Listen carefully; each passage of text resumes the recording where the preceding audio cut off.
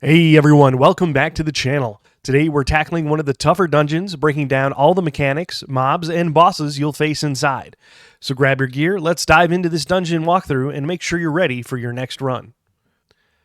This dungeon uses a quota mechanic, which means you'll need to either kill a specific number of enemies or complete certain tasks before unlocking the way to the next room.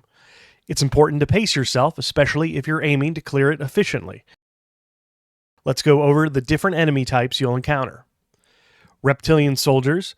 These are typical melee fighters with a small leap and fury attack, so keep your guard up. Reptilian fighters. These are tanky with extra HP. They do a small AoE attack with their hammer, so make sure to face them away from the group. Reptilian sentries. These are ranged attackers, so deal with them from a distance or pull them into the group.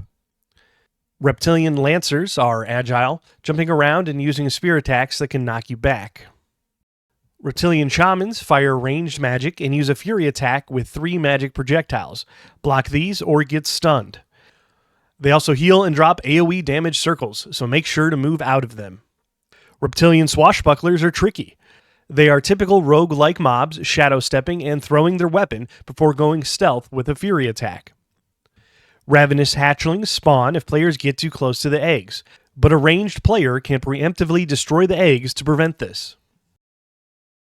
Now let's talk about the first mini-boss, the Reptilian Butcher. He has 2 key mechanics. First, a teleport. The Butcher teleports around, attacking different party members. He'll eventually turn almost invisible, leaving just a gray shadow. To stun him, the party needs to channel a nearby flower. He'll try to interrupt you, but if the group channels successfully, it stuns him, opening up a big window to dish out damage. He'll also summon backup, so at some point he'll shout, "Everyone get him," and call in a fighter-soldier combo followed by a lancer.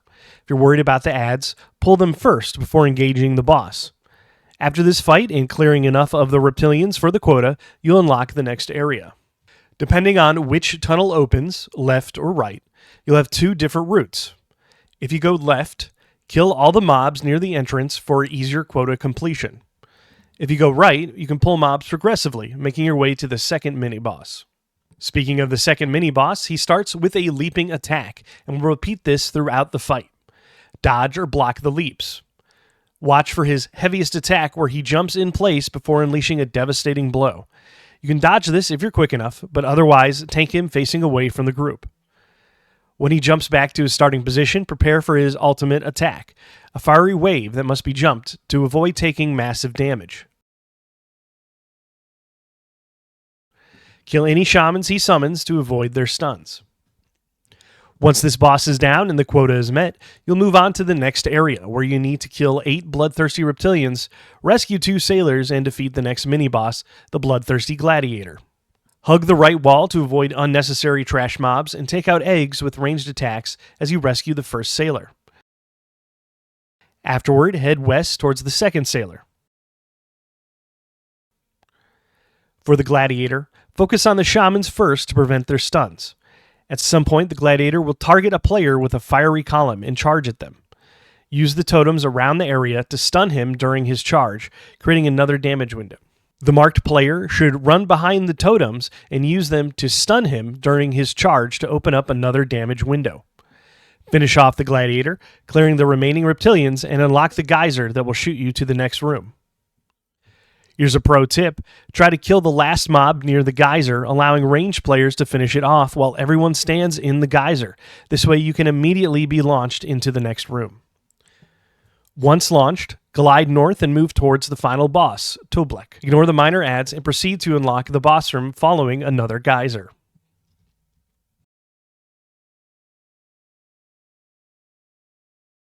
Coming up to Toublek, before the fight begins, pick out a flower and stand near it. The flowers are critical for one of his mechanics, and having your spot chosen will prevent confusion later on. To summon Toublek, destroy the totem.